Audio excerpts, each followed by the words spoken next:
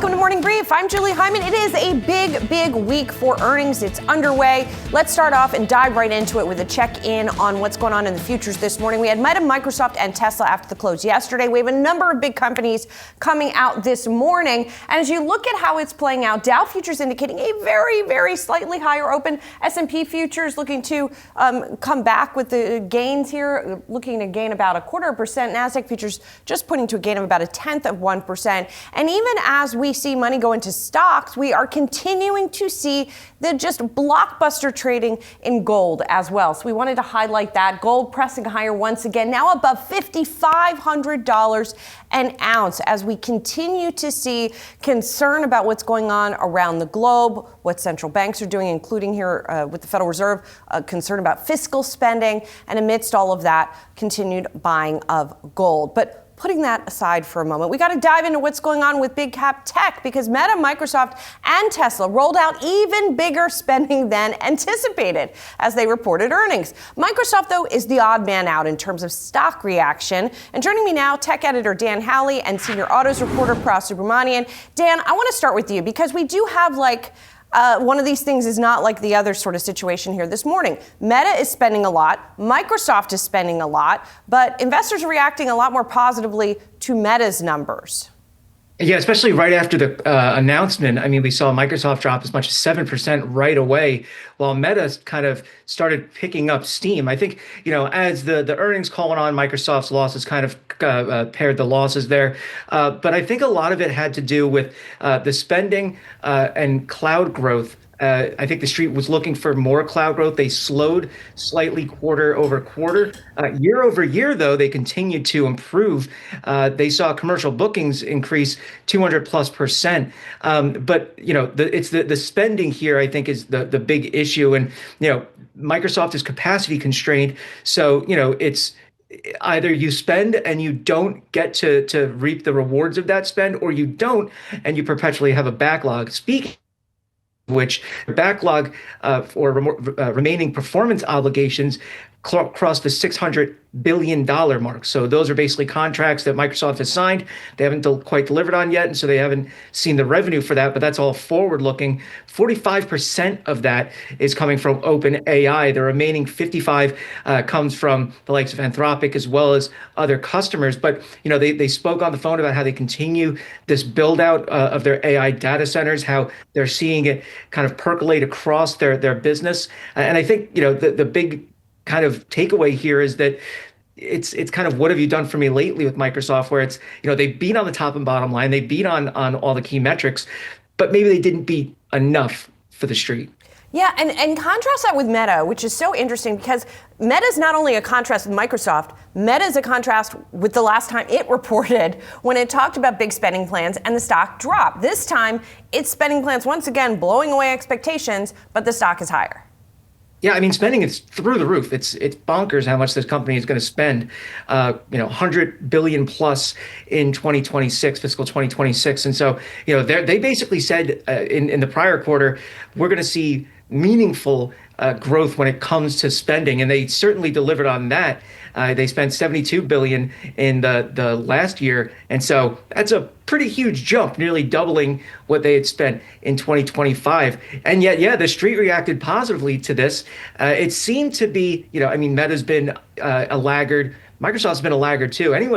The only one that hasn't been a laggard has been Google, thanks to Gemini 3.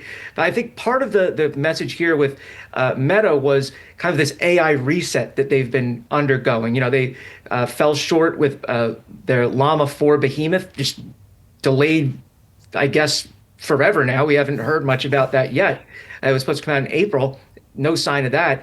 And, on the call, Zuckerberg was kind of going over how, he's legitimately said we're in like an AI reset. And so, they hired all of these people. They continued to spend on all of these big names. And, I think that kind of gave a little bit more hope to the street. They talk about how they're going to be integrating large language models, their generative AI, into the algorithms that kind of keep you hooked. So I guess good luck trying to not stay on Instagram for, 2 hours at a time.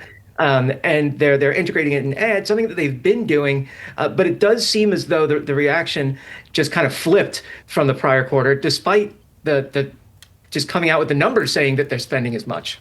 Yeah, really interesting there in terms of how the street is viewing these names. Meanwhile, Pras, I guess Tesla's capex is kind of cute by comparison in terms of its size, but for Tesla, it's big capex. Yeah, I mean, it went from 8 billion in 2024 to, they say, over 20 for 2025. I mean, that's like, peanuts compared to Meta and Microsoft. But yeah, that's still a lot of money because it's part of their transformation. And I think that's sort of my big takeaway, among a few, is Tesla no longer a car company, right? They're spending all this money because they're saying that they're, quote, a transportation services company, right? What does that mean? I mean, they got rid of the Model S now. That vehicle changed the game for EVs, and they're getting rid of the Model X, which was one of their most audacious cars with the falcon wing doors in the back, right? So why they're doing this? Because they want to focus on FSD and robots, okay? And then so looking at FSD, Tesla revealed finally that they have 1.1 million paying FSD subscribers. They're going all in on growth there because they want as many vehicles as possible to have FSD because maybe they might actually join a Tesla robotaxi network. Now, Musk said last night that he said there's around 500 robotaxis circling around Austin and the SF Bay Area. We can't actually independently verify that, but that's what he said. Removing that safety driver that's sort of with the Austin and the SF Bay robotaxi network, removing that safety driver is a big deal, and we'll see that ramp up potentially this year, along with the number of new operating regions that they noted last night. The question is, how fast will that come in? Investors want that to happen really fast. And speaking of really fast, Optimus, right? So Optimus, how will that scale? You got rid of the Model X and Model S production lines to build the Optimus lines at the Fremont factory. Tesla looking to reveal the Optimus Gen 3 robot this spring. This is the one that's the production robot, and looking to scale production to before the end of 2026, which I think caught people off guard in a good way. And then they want an eventual capacity of 1 million robots a year. Yeah, I really thought it was fun. George Gianarikas from RBC called this a burning the ships moment for Tesla. Burning the ships in terms of the X and the S and moving ahead to Optimus. We're going to catch up with George in the 10 o'clock hour. We're going to talk to Rishi Jaluria more about what's going on with Microsoft. Dan, Pras, thank you so much. Appreciate it. Well, U.S. stocks are continuing to power higher as tech giants spend big to build out their AI infrastructure. But over the last few months, investors have not been piling into tech like they used to. There's been a rotation out of the sector as investors eye everything from small caps to cyclicals. Joining us now for more on all this is Peter Tchir, Academy Securities head of macro strategy. Good to see you, Peter. Good to see you too, Julie. So we have this latest move in stocks coming as a result of tech, powering things to new highs. So how does that fit into the overall picture now? So, I think what we're really seeing is this, what we've been calling ProSec, or this move to produce for security. So what do we need to produce for production for security and resiliency? So I think energy, electricity, that's a huge part of it. It fits nicely with the data center and AI, all these conversations about the investment, et cetera. Okay, who is going to power those? Where are we going to get that electricity? And at the same time that you have these massive demands from the data centers and AI for electricity, you've got the average person sitting there wondering what's going on with their electricity bill, right? All of a sudden, literally everyone I talk to, like, why is my electricity bill X more than last year? And you look at it, CPI, the component of electricity, it moved about 4% over 10 years, and it's moved 40% in the last 5 years. So all of a sudden, that's the key. So I think we're going to see massive amounts of electricity generation. I think it's going to be solar. I think it's going to be coal, gas, nuclear, all of those. I do not think wind's going to make it under the Trump agenda. He just hates wind too much, but I do think he is actually going to cave in on solar. So you want to own those. You want to own construction facilities, anything that's going to help this build out. And then the other flip side of it is chips. I think Intel is going to be a big play for this country. We, as a nation, own 10% of it. I think the president's going to do what he can to help Intel. They've got their own technology, and you're going to see the need. It's just so clear. We need to make chips domestically. We cannot rely on Taiwan to produce our chips when they have to ship them right by China. So those are kind of the barbelled investment strategies to me. These rare earths, critical minerals, electricity, and then the chip industry. And do you want to own that stuff instead of the hyperscalers and, some of the companies that are going to be, building the LLMs or putting them into companies? For me, yes. And so one, Intel has been doing phenomenally well, right? I think it was up 80% last year, it was up 40% this year, settled off a bit after earnings. But they're going to make chips for this country, right? People are going to be forced or need to use their chips. And the electricity, you sit there and you look at these hyperscalers. One, they all trade at fairly high valuations. You see one down 8%, the other up 10%, so there's volatility. And to me, it's very unclear, right? It was all ChatGPT 2 years ago. ChatGPT, when I talk to people, is kind of, I don't know if it's anyone's top ranked LLM right now. So who knows how this is all going to play out. So at this point, given valuations, I'd rather bet a little bit on the infrastructure than who's going to win. And historically, Peter, you're a macro guy. So to take a step back for a moment, we're coming off of a Fed meeting where they didn't change rates, where really politics seemed to take more center stage than what's going on in the economy. So what does that backdrop look like? I mean, we don't seem to be out of the woods, at least according to the Fed, yet in terms of either inflation or the job market. So one, I think the Fed is still a little bit hypersensitive to the fact that they missed and were all on team transitory. And again, if you were a corporation, someone would got fired, lost their job. They're all still there. So I think that kind of weighs on them. When I look at it, I think the job situation is still a little bit murky. I don't like the job situation. I like looking at the JOLTS quit rate. To me, that's kind of a crowdsourced data. People quit if they think they can get another job. So I see weakness there. I think the Fed is overly concerned about inflation. When I look at something like a Trueflation, which seems to try and measure inflation a bit more real time, it's way lower. It's saying it's 1.5%. Now, it doesn't capture everything. The flip side of that is real estate. We still use, I think it's owner's equivalent rent. And I can tell you, I think every year or two, I go through the BLS and try and figure out how to calculate owner's equivalent rent. I scratch my head. And yeah, maybe 50 years ago, people actually rented single family homes. That's not how it works now. People rent apartments. You have Zillow rent. You have Cleveland has a Fed has a real-time rent. It's all come down. So we're still sitting there reacting to this overstating cost and shelter in CPI. I think the inflation story is fine. I think we can be sub 2.25%. That should let us cut. I think there's a decent chance Powell cuts once more before he's done. So he's got 2 meetings to do it. I think you're an outlier on that there, Peter. I am an outlier. And I guess my view is the data's kind of pushing that way. He actually did kind of point out that he might cut even if GDP growth was strong if he's worried about jobs. I'm worried about jobs. Right. He seemed to indicate, yes, that I thought that was a really interesting answer to a question about GDP versus jobs, sort of showing different things. And he seemed to indicate it's the jobs data that tends to be more of a real signal, typically. Yep. And so I thought that was really important. Yeah. And the other thing is, I feel like, okay, so this month he stood up to the president and said, we're not going to cut, and we coalesced around no cuts. But I feel like, okay, you've won. He's got the moral high ground now. If the data shows, I think he's not going to be afraid to cut at one of the next 2 meetings. And no matter what happens, I think whoever comes in, whether it's Rick Reeder or someone else, we are going to be down 75 bips by September. We want this economy, the administration wants the economy running hot by that time. And I think there's also going to be a big fixation on 10-year yields. I think they're going to use the balance sheet in creative ways to keep longer dated yields lower. You just look at one of their stated goals. Besson talks about it all the time, and I listen to Besson probably more than anyone. They want mortgage rates lower. Well, you can do that by buying mortgages. That helps mortgage spreads, which is part of the equation. But mortgages price off the 10-year treasury. So if you get 10-year treasuries lower, that helps. So look for creative ways to get yields down. They can do things like Operation Twist, where they sell some of their shorter dated T-bills they own to buy longer dated bonds to help that. They can work in conjunction with the treasury.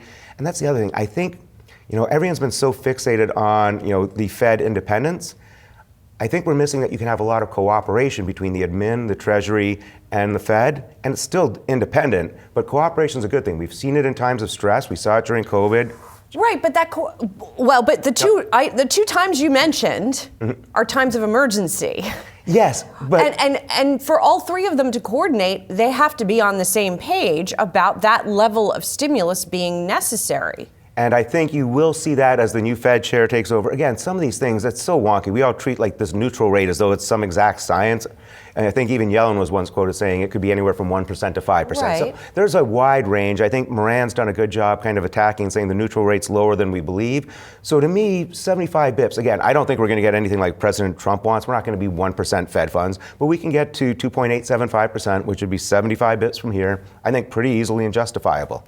What do you think about this idea that tariff inflation is still making its way through? Yeah, I think it's slowly bleeding its way through. And again, I think that's kind of a steady state because, one, some of the exporters did cut their prices to give people a break. Well, they're going to slowly raise those prices. The tariffs keep coming. So I think you're seeing that. And when I look at everything I'm talking about, building out the electricity, building out the data centers, there's going to be construction costs going through this. There's going to be pressure. I'm getting a little bit concerned about commodity prices. I mean, they are skyrocketing. It went from gold and silver to now, Copper? if you dig it out of the ground, it's all of a sudden become very expensive. So that's my one fear that I didn't quite see until 2 weeks ago. I'm long a lot of these. I love uranium. I think uranium's going to do very well. I just don't see how we get to a 20, 30 year, 40-year energy plan without doing some sort of nuclear. So that's been kind of my big take in there. And again, I like companies like AES, some of the more solar-based companies that have been left behind, because I do think the President Trump, and so when I look at uranium, that's a very high beta play and very risky. When I look at something like an AES or some of the utilities, much less beta, a little bit of a dividend, so you can play both of those. All right, Peter, thanks so much. Thanks very much for having me. Coming up on Morning Brief, Southwest Airlines reporting a strong forecast for 2026. We'll talk to CFO Tom Doxey next.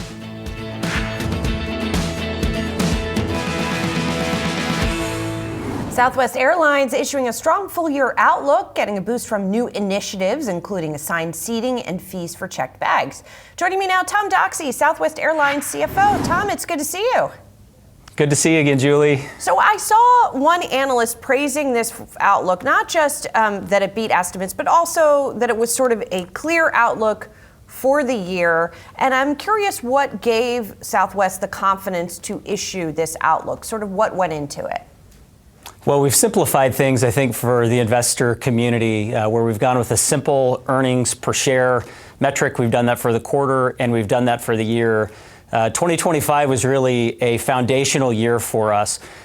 We put so many things into place, things like bag fees, changes to our loyalty program, all the preparations that we needed for extra legroom seating and assigned seating, which it was executed really well by our teams earlier this week. All of that laid a great foundation for us now as we move into 2026. What we're guiding is earnings that are 300% greater than what we had in 2025. And so it's really now the financial impact of all of those things that we put into place that are now resulting in this really strong guide for us for 2026. So, Tom, this is you guys pulling on all of those levers. I am curious about underlying demand. It sounds like you're counting on making more per passenger, but what do you expect traffic to be like for the balance of the year? Demand's been strong for us so far this year. I think there's a lot of demand for our product. When you look at the things that we've done, every single day we have more and more of our aircraft that have our brand new interiors, things like the new lighting, in-seat power. Of course, we announced free Wi-Fi for all of our Rapid Rewards members just a couple of months ago, and that's in place now. So all of these things, all of these product elements that we've rolled out really have helped to have really strong demand for us as we've started the year. And Tom, there have been some questions about sort of overall consumer spending, consumer confidence, how that's affecting how much people are flying and which airlines they're flying for that matter. Any color you can give us on that and what you're seeing? The consumer's been strong for us as we've started the year. We at the end of last year, so we had a guide that we had put out for a full year EBIT of $500 million. And we saw a lot of strength as we were ending the year on the revenue side. We finished well on the cost side too, continue to spend smartly as a company. We ended up with $574 million in EBIT for the year. And so, as we approached the end of the year, we really saw a lot of strength. And that's continued as we've come into this year. Tom, among the big changes you guys have made to Southwest, you rolled out the starting to charge for baggage late last year, but this is the very first week, as you and I speak, that you guys have transitioned from open seating to assigned seats. And this is a big cultural change for Southwest. Have you been in any airports? Have you seen how it's going? What are you hearing? It's going really well so far. Our teams are just incredible. One of the things I love about Southwest is our culture and our teams in all of the different airports. We have an internal Facebook site. We're all making different videos. Everything from bye bye bye with passengers in the background waving. As our folks were dancing in the front. Everything from that to just really funny little sketches that people did. We were ready for it. We had all of the technology in place. We had all of the training in place. I did a post earlier in the week where I was highlighting part of my team, which was our facilities team, which changed out over 700 gates in one night. So we were ready for it. It rolled out really, really well. And this is something that's resonating with our passengers. So for those that were choosing not to fly Southwest, 80% of them gave as the primary reason the lack of assigned seating and the boarding process. So that's something that we're changing, and it has resonated really, really well for us. And speaking of which, Tom, another feather in your cap is that the Wall Street Journal awarded you guys Best Airline for 2025. And one of the things I have to admit that surprised me, I mean, they ranked a bunch of things, delays, cancellations, et cetera, but they also look at consumer complaints. And you guys did not have a high complaint rate, even as you were making some of these changes last year that we're talking about. You would think people, especially longtime Southwest customers, would have been troubled by those changes. Why do you think they weren't? It was a huge deal for us. We were number 2 last year, just barely number 2. And this year, for 2025, by a wide margin, we were number 1 in the Wall Street Journal rankings. And as you said, think of it like a portfolio of operational metrics. So where anybody can point at one and sort of craft a story around one particular metric, maybe create a metric of their own. This is broad-based, saying that we were the number 1 carrier in the U.S. for all of those operational metrics. And you're right, we were number 1 for the least amount of customer complaints. Our people are incredible. Our policies are customer friendly. And we've made so many investments in the product and what we're doing. Again, these new interiors with new lighting and big overhead bins, the in-seat power, free Wi-Fi. So we've invested so much, and there's more to come. We're not done yet. We've done so much to lean into the customer. We're not done.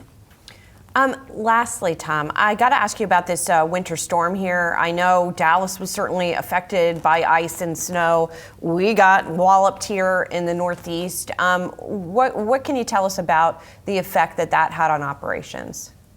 Well, again, our people are just incredible. And of the larger carriers, we had the lowest number of cancellations during that period. It just speaks to the investments that we've made in the operation and our people and the technology that we have.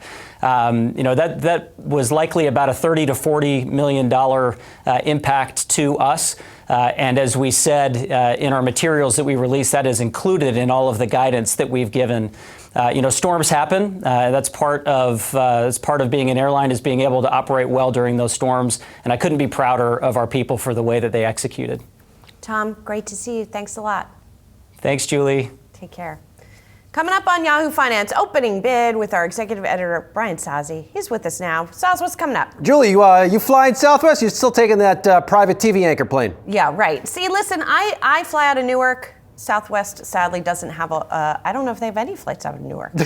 we gotta get Tom back. Let's go. Let's ask him the hard-hitting questions. Julie, I'm not going to talk about planes, even though I really want to. Really enjoyed that interview.